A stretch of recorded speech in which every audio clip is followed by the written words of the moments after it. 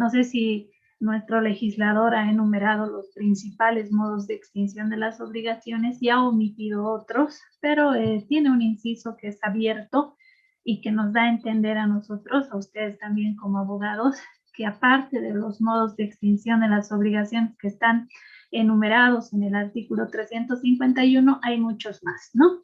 Entonces, habíamos empezado brevemente a repasar cada uno de estos modos de extinción de las obligaciones. El primero es el pago o cumplimiento. Hemos explicado porque hay un tema donde hemos avanzado el pago o cumplimiento. Se denomina pago, cumplimiento, ejecución, al hecho de que el deudor cumpla con la obligación frente al acreedor. Está refiriéndose nuestro legislador a un pago en especie, de preferencia, a un pago en especie en el cual se respeten los principios de identidad e integridad que tiene el pago en especie. Esto lo habíamos ya mencionado. Después, otro modo de extinción de las obligaciones que está enumerado en el artículo 351 es la remisión, condonación, que tiene otro tercer nombre también, que es el perdón de la deuda. Creo que se le conoce más como perdón de la deuda, ¿no? Es un modo de extinción de las obligaciones en el cual el acreedor renuncia voluntariamente a su derecho de crédito. Puede ser una renuncia total o puede ser una renuncia simplemente parcial, ¿no?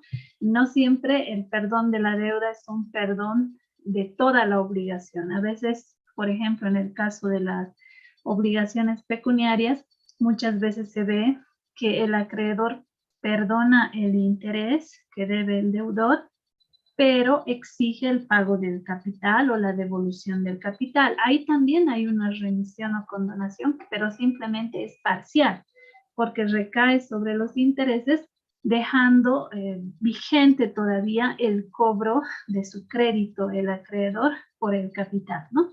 Esto lo vamos a avanzar ya en un tema. No son temas largos, algunos son más largos, otros son más breves.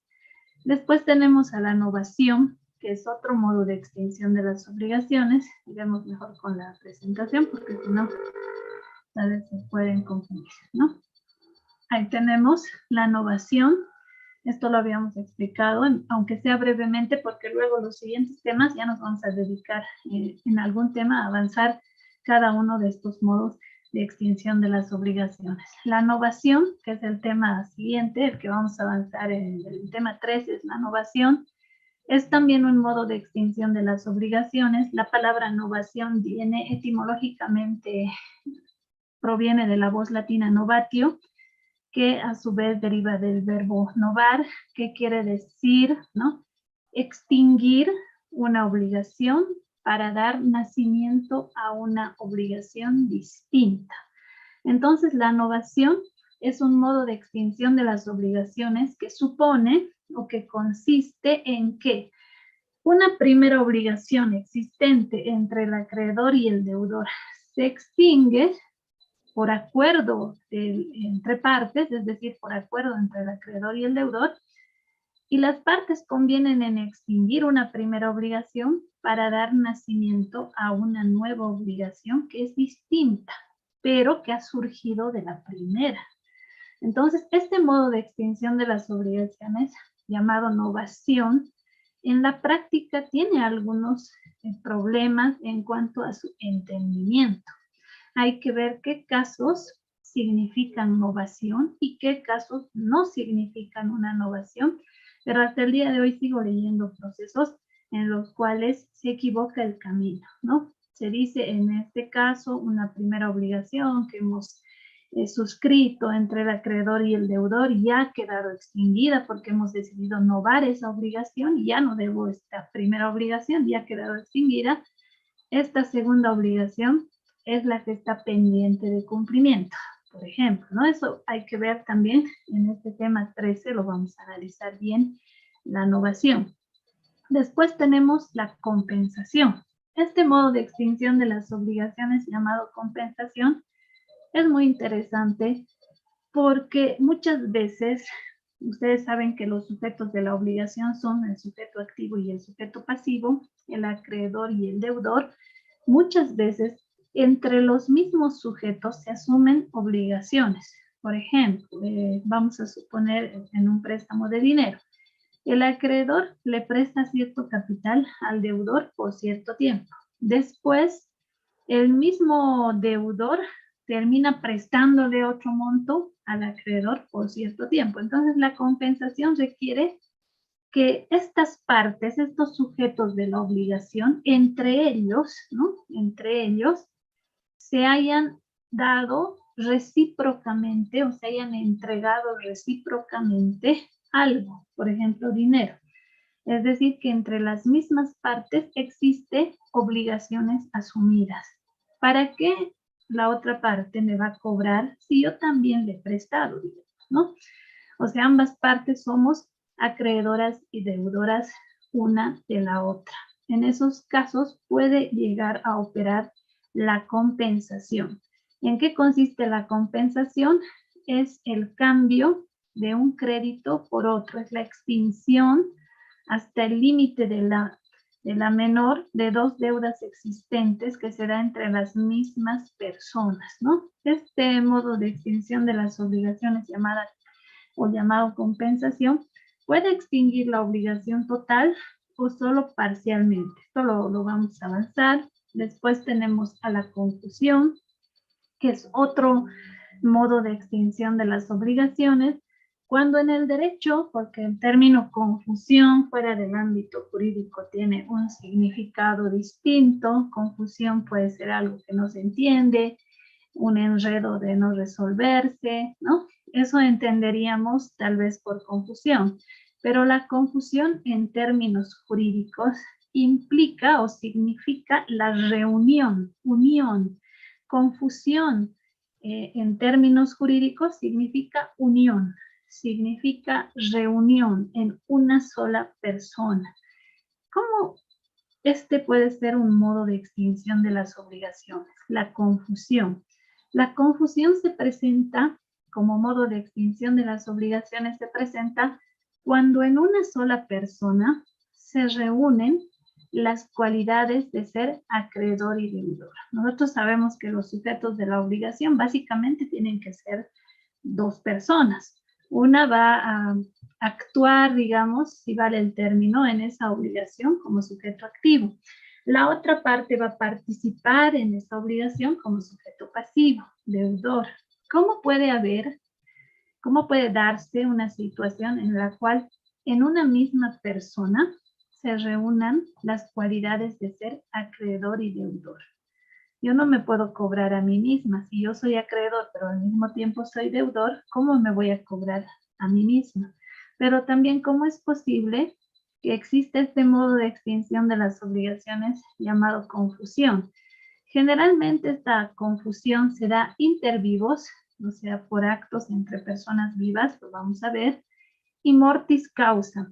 En realidad, si ustedes revisan libros de derecho de las obligaciones, el ejemplo más común de confusión mortis causa es cuando el hijo es deudor del padre o viceversa. Los autores así señalan este ejemplo, ¿no? Si el hijo le ha prestado dinero a su padre o si el padre le ha prestado dinero a su hijo y muere uno de ellos y el otro es su heredero, el heredero se supone que recibe todo el patrimonio de su causante. Por lo tanto, si ha recibido todo el patrimonio del causante, pues ahí la deuda habría quedado extinguida por confusión, ¿no? Sería un modo natural mediante el cual se puede presentar esta figura de la confusión. Lo vamos a ampliar porque en realidad no es tan compleja, pero tampoco es tan simple de poder entenderla. Esto hay que analizarlo bien. Claro, es fácil poner el ejemplo. Si el hijo le ha prestado dinero a su papá, y el hijo sería acreedor y su padre sería deudor. Ahora, si el padre fallece, el hijo hereda el patrimonio de su padre. Por lo tanto, la deuda se habría extinguido por confusión, ¿no? Porque la confusión es la reunión en una sola persona de las cualidades de acreedor y de deudor. Eso es sencillo. En teoría, digamos, parece fácil. Pero yéndonos al ámbito del derecho sucesorio, hay muchas formas de aceptar, o sea, hay muchas opciones que tiene el heredero cuando se abre una sucesión. Puede ser que el heredero acepte la herencia en forma pura y simple, lo cual va a ocasionar la confusión. Pero si el heredero acepta la herencia, por ejemplo, bajo beneficio de inventario, que esto brevemente también en ese tema lo vamos a ver para que se entienda bien este modo de extinción de las obligaciones llamado confusión, pues ahí otro va a ser el efecto que se va a producir con respecto a esa obligación. ¿O qué pasa si el hijo denuncia la herencia? ¿Sigue teniendo derecho a cobrar la deuda? ¿No? Ahí también se habría producido la confusión o ya no, ¿no? Entonces esto lo vamos a avanzar justamente en el tema, en este tema de la confusión. Después hay otro modo de extinción de las obligaciones llamado imposibilidad sobrevenida de ejecutar la prestación. Esta imposibilidad sobrevenida de ejecutar la prestación es una figura que está, por ejemplo, nuevamente vuelvo a esta presentación de los modos de extinción de las obligaciones. Ustedes revisan el artículo 351, inciso 6 del Código Civil, aquí este inciso 6, ¿no?, del Código Civil, nos menciona que un modo de extinción de las obligaciones es este, ¿no?, la imposibilidad sobrevenida de cumplir la prestación no imputable al deudor. Es bien largo el nombre de este modo de extinción de las obligaciones. ¿Qué quiere decir imposibilidad sobrevenida de cumplir la prestación no imputable al deudor? Es una figura en la cual quizá, ahí les preguntaré a ustedes si quizá lo ven como algo lógico, ¿no? Para algunos es una figura bastante injusta. Los jueces tienen mucho cuidado cuando alguien demanda la extinción de la obligación alegando imposibilidad sobrevenida. ¿Por qué? Porque en cierto modo se estaría vulnerando los derechos del acreedor, ¿no? Ahora, ¿de qué manera funciona este modo de extinción de las obligaciones? Que más adelante también lo vamos a avanzar, pero que podemos ir adelantando algo, ¿no? Así como hemos hecho con los otros modos de extinción de las obligaciones. La imposibilidad sobrevenida se aplica a aquellas obligaciones en las cuales, después de haber nacido la obligación, o sea, imagínense, la obligación ha nacido de un contrato, vamos a suponer, ¿no? La obligación ha nacido de un contrato y resulta que, ¿no?, después de haber nacido la obligación, se presenta un hecho que puede ser un hecho de la naturaleza, que puede ser un hecho originado en la conducta humana, ¿no?, y que hacen que una de las partes que está obligada a cumplir con la obligación, en este caso diríamos el deudor, ¿no?, y que hace que el deudor se vea imposibilitado de poder cumplir la obligación. Tomando en cuenta además que el deudor no tiene culpa, ¿no? Porque si ustedes recuerdan, hace un momento les mostraba el nombre de este modo de extinción de las obligaciones, dice el artículo 351, inciso 6, imposibilidad sobrevenida de cumplir la prestación, y además ahí el legislador le pone una coma y dice no imputable al deudor. ¿Qué quiere decir? Que el deudor no va a poder cumplir porque después de que ha nacido la obligación, se ha presentado un hecho que le impide totalmente cumplir la obligación. Ese hecho tiene que tener ciertas características, que en este tema, donde avancemos este tema y lo vamos a detallar bien, estas características. Entonces, este hecho es un hecho que es grave, es un hecho que se mantiene a lo largo del tiempo, ¿no? ¿Es un hecho de la naturaleza o es un hecho que se ha originado en la conducta humana? Desastres naturales, por ejemplo, o lo que nos ha pasado, ¿no? La pandemia. Ahí está. Es un hecho que surge después de haber nacido la obligación y en el cual el deudor puede decir, el deudor o la deudora puede alegar ante el juez, yo no he tenido la posibilidad de prever que esto iba a pasar. No sabía que esto iba a pasar, que este hecho se iba a presentar. Una vez que se ha presentado este hecho, para mí, yo soy una persona como cualquiera de ustedes, pues es inevitable, yo no podía evitar esto que ha pasado, ¿no? Es irresistible, es decir, no hay la posibilidad de hacer algo en contra de todo lo que está pasando, es imprevisible porque no se ha visto venir, digamos, y el deudor tiene que estar libre de culpa. Libre de culpa en materia civil significa que el deudor no tiene que haber actuado ni con negligencia ni con imprudencia. Esto de la culpa positiva y la culpa negativa que en alguna clase habíamos mencionado, ¿no? ¿Qué es negligencia? ¿Qué es imprudencia? Para poder alegar imposibilidad sobrevenida, no tiene que haber culpa en el deudor, ni negligencia ni imprudencia. Si el deudor logra demostrar esto ante el juez, porque ¿qué es el deudor el que está demandando? ¿No? Demanda extinción de la obligación por imposibilidad sobrevenida. Imposibilidad sobrevenida quiere decir que después de que ha nacido la obligación, recién se ha presentado este hecho que imposibilita al deudor cumplir. Entonces el juez tendrá que analizar qué hecho es tan grave que según el deudor le impide cumplir la obligación y le va a impedir cumplir la obligación en el futuro. No va a poder cumplir ni ahora ni después. Y si el hecho es tan grave, el juez puede liberar al deudor del cumplimiento de la obligación y del resarcimiento de daños, ¿no? Así funciona esta figura, por eso es un modo de extinción de las obligaciones, pero ahí pueden venir varias preguntas. ¿Cuáles son las preguntas que pueden venir o las críticas que pueden venir a una figura como esta, figura jurídica, ¿no? Ahí dirán, si el juez lo libera al deudor, ¿no? Si el juez lo libera al deudor porque ha analizado el juez este hecho que ha surgido después de haber nacido la obligación y ha visto que este hecho es grave, que es irresistible, que es imprevisible, que el deudor no ha actuado con culpa, entonces lo libera del cumplimiento de la obligación por imposibilidad sobrevenida, porque el deudor ha logrado probar la imposibilidad sobrevenida, entonces le va a liberar del cumplimiento de la obligación principal y le va a liberar del pago de daños y perjuicios. ¿Quién es el principal perjudicado? ¿O quién es la principal perjudicada en esta figura? El acreedor.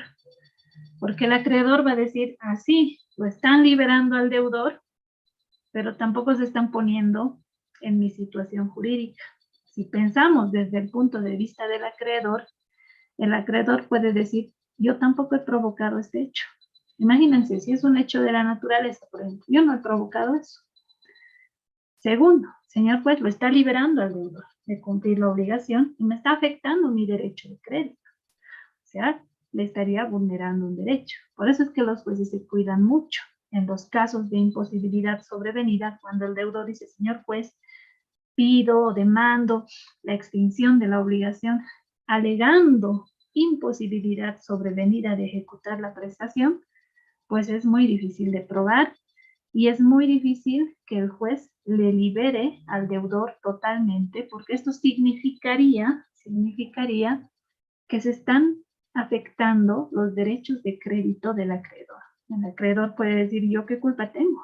¿No? Ahora me castigan a mí, extinguiendo la obligación que esta persona ha asumido conmigo, y yo no he dado lugar tampoco a que esto pase. Yo tampoco tengo la culpa, yo tampoco he actuado ni con negligencia, ni con imprudencia, no he provocado este hecho, no lo he visto venir, ¿no? Se ha sido imprevisible también para mí, y el juez va a tener que analizar con cuidado. Por ejemplo, en otros países como Chile, como Argentina, han empezado a demandar la extinción de la obligación por imposibilidad sobrevenida, porque nuestro Código Civil no es el único que tiene esta figura, ¿no? Son figuras que existen prácticamente en todos los códigos, que tienen su fuente en el Código Civil francés, y han empezado justamente a demandar extinción de la obligación por imposibilidad sobrevenida, poniendo como hecho que determinaría que la obligación se extinga la pandemia, ¿no? Fíjense que ya lo veían venir los abogados, ya han dicho esto. Cuando empezó la pandemia, ustedes saben que era más cerrado todo. Ahora incluso se ha liberado el uso de barbijos en espacios abiertos, es lo que hoy ya nos han dicho, ¿no es cierto? Pero cuando ha empezado la pandemia, incluso si sales a la calle, hay mucha gente que no tiene barbijo, incluso aún yo misma debo confesar que a ratos ya uno se saca el barbijo porque no te permite tampoco respirar bien, ¿no? Ya hasta también te cansa. Y veo en la calle muchos ya no lo usan, pero cuando ha empezado la pandemia la mayoría lo utilizaba, había cierto pánico, ¿no? Era más cerrado todo.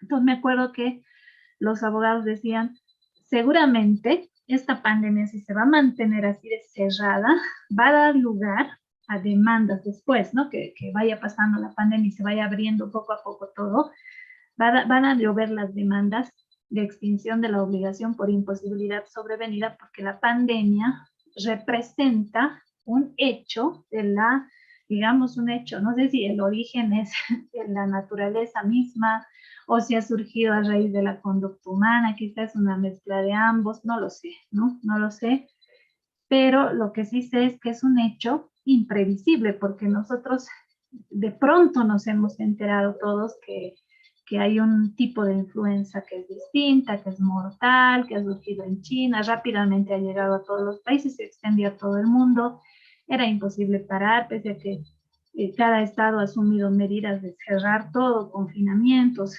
cuarentena, ¿no? Se le dice así, pero en sí no ha sido una cuarentena, ha sido mucho más largo. Después de eso, se empezó a abrir, obviamente, si no la economía se iba a ir, pues, se iba a ir afectando mucho. Ha empezado, más bien la vacuna ha llegado y ya sabemos todos esa historia, ¿no? Pero la pandemia representa un hecho que muchos deudores han alegado, no sé si en Bolivia todavía lo estarán tramitando, yo he buscado en sentencias del Tribunal Supremo sentencias que se haya dictado por el Tribunal Supremo donde algún deudora haya alegado imposibilidad sobrevenida apoyándose en la pandemia, ¿no? No he encontrado, tal vez recién están en curso y recién van a llegar al Tribunal Supremo, al Tribunal Constitucional, tal vez recién están en primera instancia, no lo sé. Pero en otros países como Argentina, como Chile, sí se ha demandado extinción de la obligación por imposibilidad sobrevenida, tomando como hecho la pandemia. ¿Qué han hecho los jueces? ¿No? ¿Qué han hecho los jueces?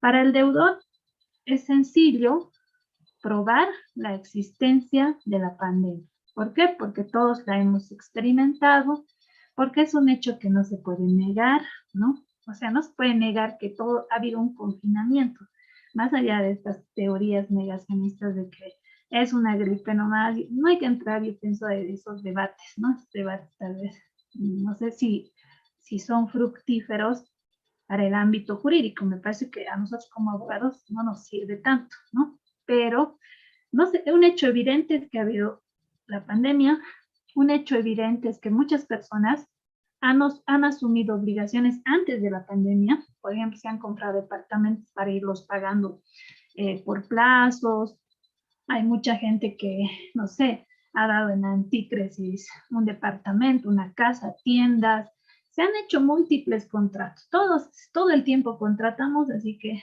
antes de la pandemia ya ha habido contratos y quizá ahí el deudor puede decir, nadie ha visto venir, yo no he visto venir la pandemia, yo no sabía que esto iba a pasar. Claro, cuando me he enterado y hasta que ya había aquí los primeros casos y todo se ha cerrado, yo no he podido generar lo que generaba. Por lo tanto, tomando en cuenta que la pandemia es un hecho de la naturaleza, digámosle, es un hecho imprevisible, es un hecho sobreviniente que ha surgido después de que yo he asumido la obligación, tomando en cuenta el hecho de que mi persona como deudor no ha actuado ni con negligencia ni con imprudencia, señor juez, pido que se me libere totalmente del cumplimiento de la obligación y se me libere de la responsabilidad civil traducida en el pago de daños y perjuicios.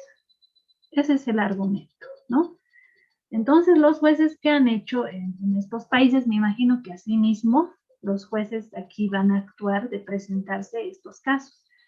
Los jueces han dicho, bueno, les han declarado sus demandas probadas, pero solo en parte, ¿no? No liberándolos a los deudores en forma total. O sea, no han extinguido la obligación totalmente, pese a que este es un modo de extinción de las obligaciones. Como les digo, hay que tener mucho cuidado, porque si lo liberaran totalmente al deudor, saltaría también el acreedor, ¿no? Porque también tiene un derecho de crédito. Entonces, ¿qué han hecho los jueces en estos países? Han manifestado un argumento, como el que les voy a decir tal vez de forma breve.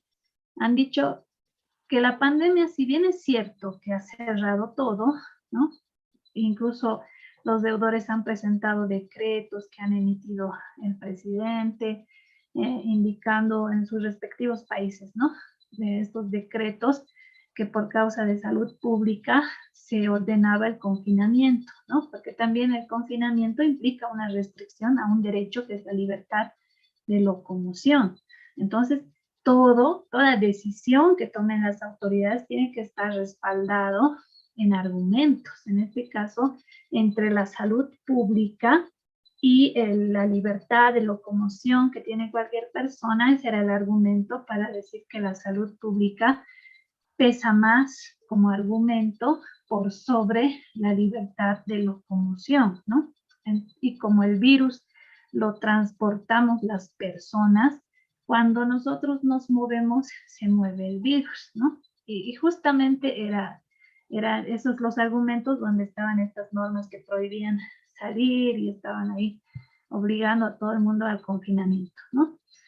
Entonces los jueces han dicho que estas normas, si bien es cierto que han establecido un confinamiento en una primera etapa rígido, y es cierto que esto ha implicado pérdidas económicas, que efectivamente si el deudor le ha demostrado al juez que se ha visto perjudicado en su actividad y que no ha podido generar económicamente lo que generaba, pues después, con la llegada de las vacunas, se ha ido poco a poco, diríamos, normalizando todo.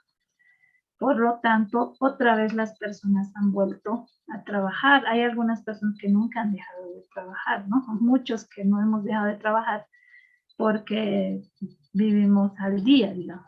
Entonces ahí lo han liberado al deudor solo en forma temporal. O sea, ese tiempo, señor deudor, que usted no ha cumplido con su obligación, no se va a contar, digamos, como vulneración de los derechos del acreedor. No se le va a tomar en cuenta como moroso. ¿Por qué? Porque en esa etapa no ha cumplido la obligación, pero por la pandemia, por el encierro, y sin que tenga la culpa. Pero ahora, o desde tal fecha, usted va a tener que cumplir con el acreedor. ¿Por qué? Porque la pandemia poco a poco ha ido pasando. Incluso hay jueces que leía en un fallo, no está la sentencia, si yo lo hubiera traído, solamente lo he leído, el, una parte de la sentencia que justamente dice eso el juez, ¿no? Que ya se está liberando todo, que ya se está abriendo todo y prácticamente todo ha vuelto a la normalidad y que sería injusto vulnerar derechos que tiene también el acreedor, tomando en cuenta que el acreedor también se habría perjudicado. No podemos privar al acreedor de su derecho que tiene al cobro del crédito solo porque el deudor dice la pandemia no me ha dejado generar, porque la pandemia no le afecta solo a los deudores, le ha afectado a las personas en general, ¿no? Entonces, este modo de extinción de las obligaciones es bien amplio, ¿no? Es muy amplio y hay que analizarlo con mucho detalle. Como les digo, algunos tienen sus críticas a este modo de extinción de las obligaciones, puesto que dicen se lo libera al deudor y se le obliga al acreedor directamente a perder su crédito, ¿no? A perder su crédito cuando el acreedor tampoco tiene la culpa de que se haya presentado este hecho. Yo estoy poniendo como ejemplo la pandemia, pero pueden haber otros ejemplos, ¿no? Por ejemplo, hay quienes me dicen, cuando, por ejemplo, un dueño de casa ha dado en anticresis un departamento y el acreedor anticresista le ha pagado un capital y resulta que esa zona, por, no sé, se desliza y esa casa se cae, por ejemplo, ese puede ser considerado un hecho de la naturaleza. Ese hecho puede alegarse ante el juez, porque seguramente ese acreedor anticresista que al propietario le ha entregado un capital, le va a decir una vez que ya no hay el inmueble, vamos a suponer se ha caído, ¿no? No ese, sino varios afectados. Aquí en la ciudad de La Paz es muy común, ¿no?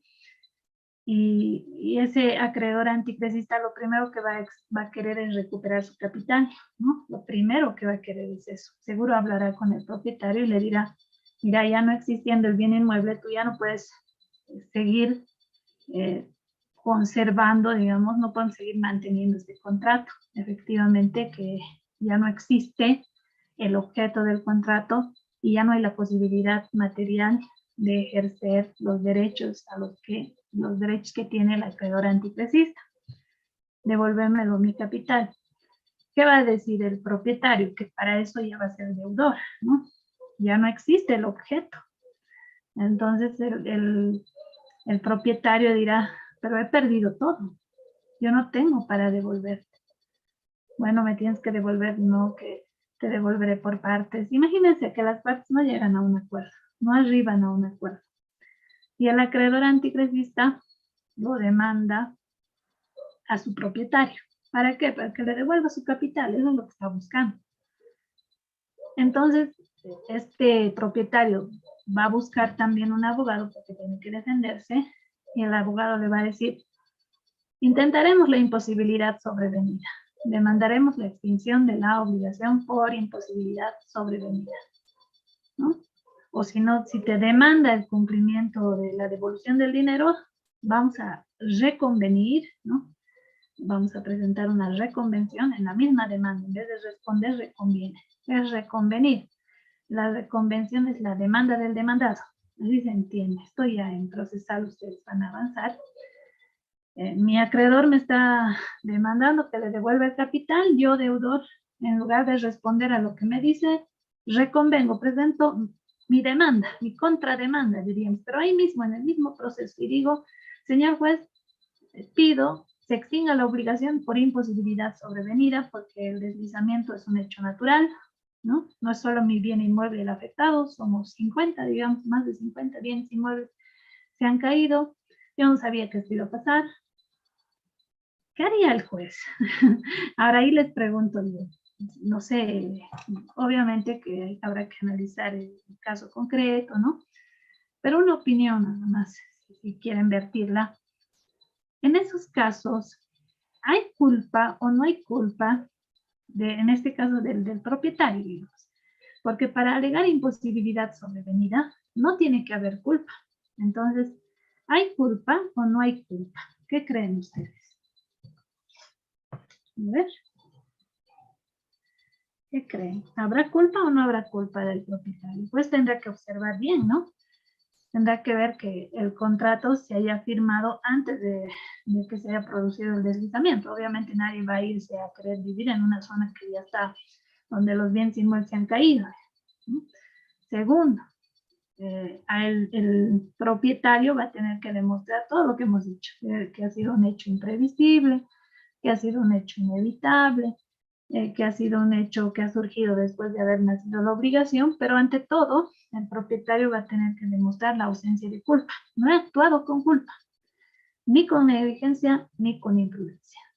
¿Será cierto? ¿Hay ausencia de culpa en el propietario, digamos? ¿Qué creen? Porque pareciera que los otros elementos sí se dan, ¿no? Pareciera que los otros elementos sí se configuran de acuerdo a lo que pide este modo de extinción de las obligaciones, ¿no? En este caso, ustedes saben que por lo menos en la ciudad de La Paz hay zonas que según la alcaldía son zonas en las cuales no se debería construir, ¿no?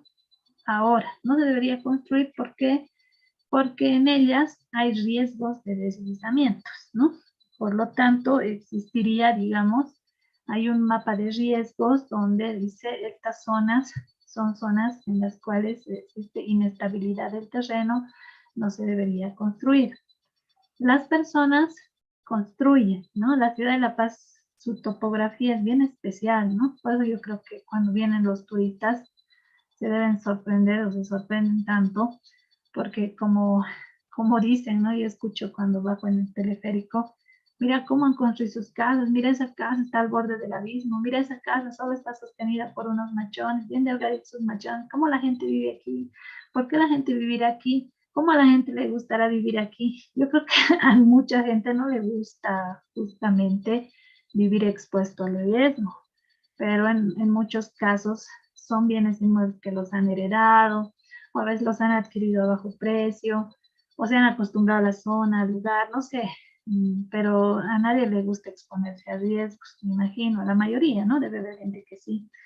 Entonces, cuando ocurren estos hechos, en mi zona hace poco, mi zona de iguales, ¿no? Cada vez se ha deslizado el año pasado, una señora, es decir, dueña de un bien inmueble, ese bien inmueble además está salido a la avenida, o sea, fuera de línea nivel ha quedado, y lo habían vendido sus anteriores dueños y esta señora se había comprado, ¿no? Se había comprado este bien inmueble y en esa zona, en ese lugar, que es aquí abajo en la avenida, las casitas están de verdad una sobre otra, una sobre otra. Es un cerro así alto, una sobre otra. Tremendo es. No sé cómo han hecho esas casas, de verdad es bien admirable, ¿no? Lo que hace la gente por tener también una vivienda. Entonces, la señora, justo el bien inmueble está pues a la avenida, entonces el de abajo siempre, como mover las fichas, ¿no? De un yenga. Mueves uno, sacas uno y se puede derrumbar todo. Así está. Entonces la señora había empezado a demoler, ¿no? Ya los vecinos se habían organizado y le habían dicho, no haga eso porque va a deslizarse todo, ¿no? Se va a venir abajo todo, no va a pasar nada, que yo rápido lo voy a construir, voy a hacer muro, ya sabemos, ¿no? Hizo hacer su demolición, bueno, lo fueron haciendo caer poco a poco y al final ya estaba vacío. Empezaron a sacar tierra un poco más, ¿no? Un poco más, un poco más, un poco más, cuando ya un día se escucha ambulancias y todo un bullicio, y ya había así que se han caído varias casas, ¿no? Y ¿no? No es que son como 20 casas que están afectadas.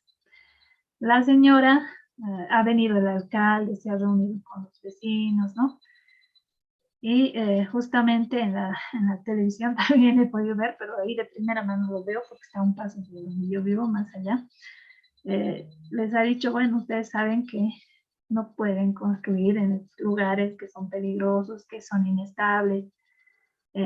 Pues ahí prácticamente les está diciendo, ustedes tienen culpa, ¿no? Han actuado con imprudencia, han hecho lo que no deberían hacer, que es edificar en una zona que es de riesgo. Ahora los vecinos, ¿qué van a decir? Los vecinos dicen, ustedes nos cobran impuestos. Si ustedes nos cobran impuestos, tácitamente nos están legalizando.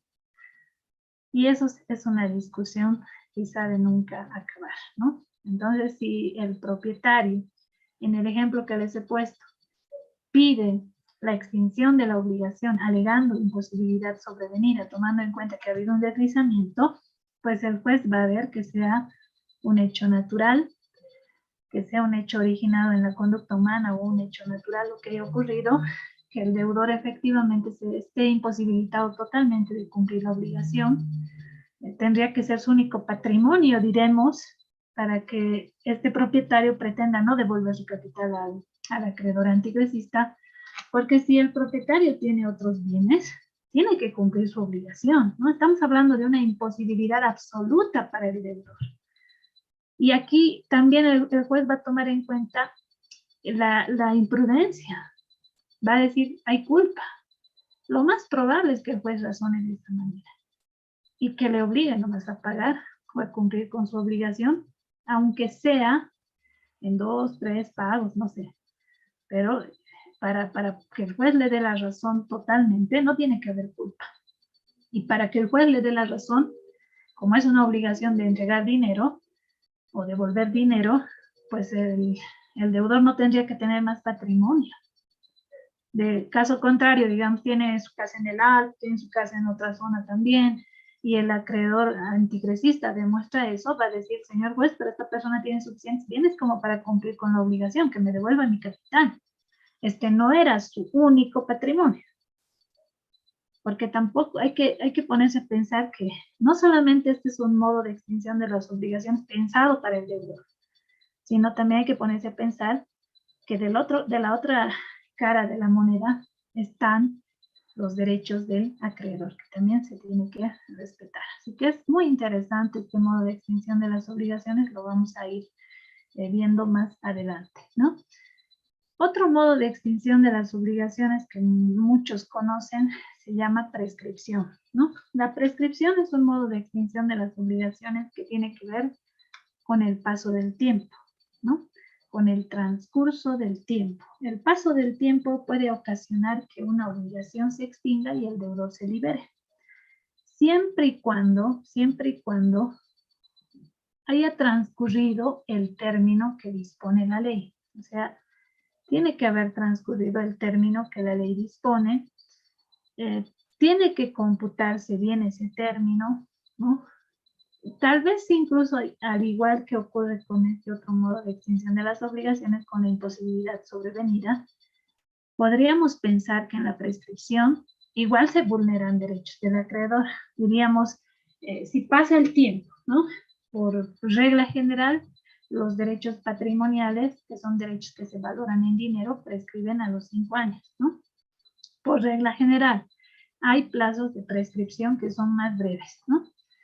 Esto ya lo vamos a ver en el tema de la prescripción, pero la idea es que vence el plazo de la deuda, el deudor no paga, no cumple, y el acreedor, en lugar de cobrar, deja pasar el tiempo. Deja pasar el tiempo, o sea, tenemos a un acreedor que no hace nada, pero no hace nada, estoy hablando, no hace nada en el sentido de que no acude a las vías que le proporciona la ley, a las vías jurisdiccionales. Por algo hay jueces, ¿no? Entonces el acreedor no lo hace. Por eso es que siempre que se habla de prescripción, se dice en la prescripción existe una inacción del acreedor. Inacción significa que el acreedor no hace nada, deja pasar el tiempo.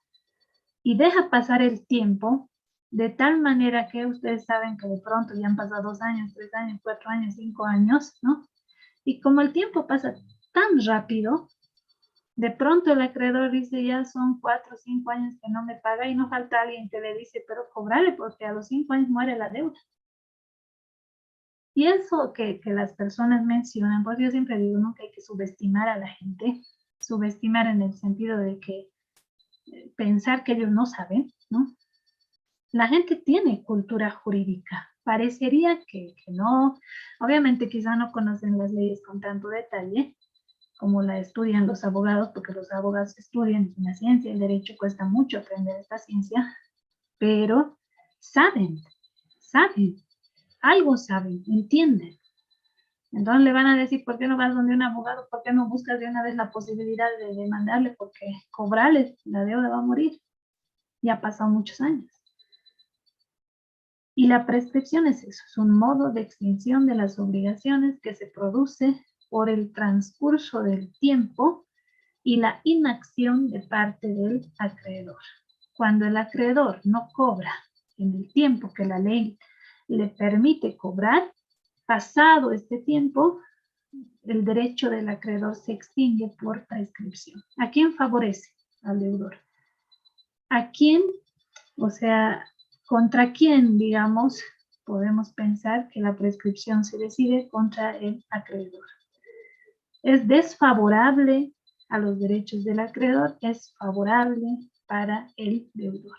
Lo que castiga la ley con la prescripción es la inacción del acreedor, el no hacer nada, el dejar pasar el tiempo. No hacer nada, el acreedor puede decir ante el juez, pero señor, pues no es que no he hecho nada.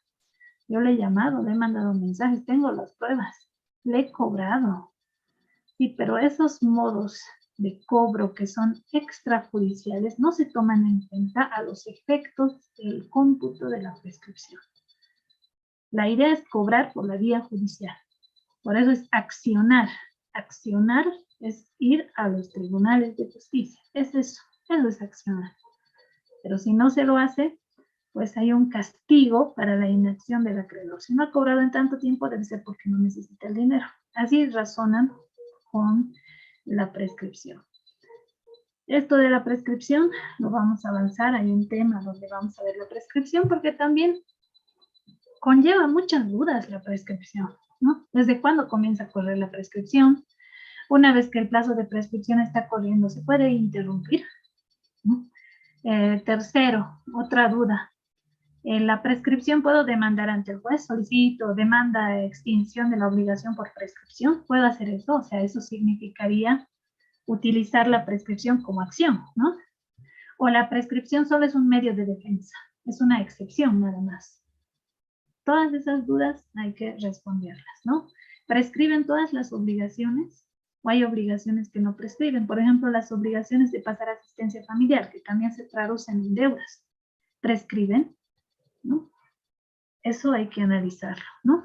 Tenemos aquí un punto que dice modos de extinción de las obligaciones que satisfacen plenamente al acreedor. ¿Qué de estos modos de extinción de las obligaciones que están previstos en el artículo 351, cuál de ellos satisface plenamente al acreedor? O sea, deja al acreedor conforme. El pago o cumplimiento en especie. Es el único modo de extinción de las obligaciones que deja plenamente satisfecho al acreedor. Si al deudor se le paga o cumple en especie, no tiene nada que reclamar. Y me imagino que es el modo de extinción de las obligaciones que lo deja plenamente conforme, ¿no? Ahora, si tendríamos que pensar qué modos de extinción de las obligaciones no satisfacen al acreedor, ¿no? Aquí les hago como pregunta. A ver, de los modos de extinción de las obligaciones que hemos señalado y de otros más que ustedes conocen, ¿qué modos de extinción de las obligaciones dejan insatisfecho al acreedor? O sea, no satisfacen al acreedor, pero extinguen la obligación de todos modos. ¿Cuáles serán los modos de extinción de las obligaciones que no satisfacen al acreedor? ¿Cuáles serán? A ver, ¿cuáles serán estos modos de extinción de las obligaciones que no satisfacen al acreedor? A ver, ¿cuál puede ser? Denme un ejemplo. A ver, un modo de extinción de las obligaciones que no satisfaga al acreedor es... ¿Cuál creen?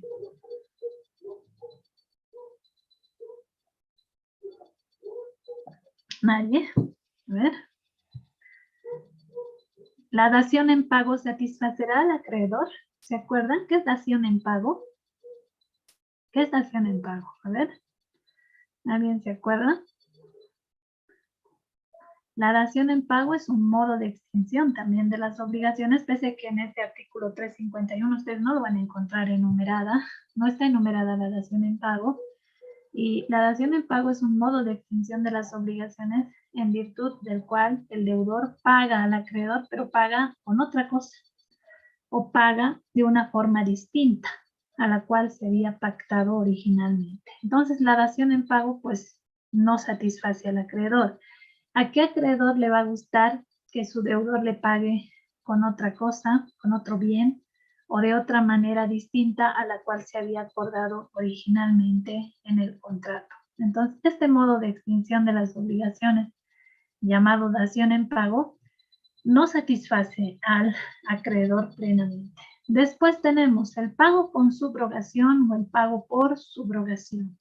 ¿Qué era la subrogación? La sustitución, reemplazo de una persona por otra en la obligación. Adelante, Jacob. Doctora, ¿cómo está? Buenas noches. Bien, gracias, buenas noches. Doctora, un favorcito, doctora, no sé, tal vez sería la molestia. Tenemos un examen después de su materia, Derecho No Penal. sabía. Si nos puede dar un permiso, por favor, para dar una Sí, sí. repasada. Por No, favor, no se doctora, mil preocupe, no se disculpas. preocupe. No sabía que Muchas gracias, tenían. doctora. No, a ustedes avísenme nomás con confianza. Esta situación de que tienen examen. Ya, si tienen examen, entonces quedaremos aquí. Ya el día jueves nos falta muy poquito de este tema. Vamos a empezar a ver la innovación y que les vaya muy bien en su examen. Chao, compañeros, que les vaya bien. Gracias, doctor. Buenas noches, doctorita. Muchas gracias. No, de nada. Gracias, doctora. Doctora, Buenas muchas noches, gracias. doctora. Doctora. Gracias, doctora. Buenas noches.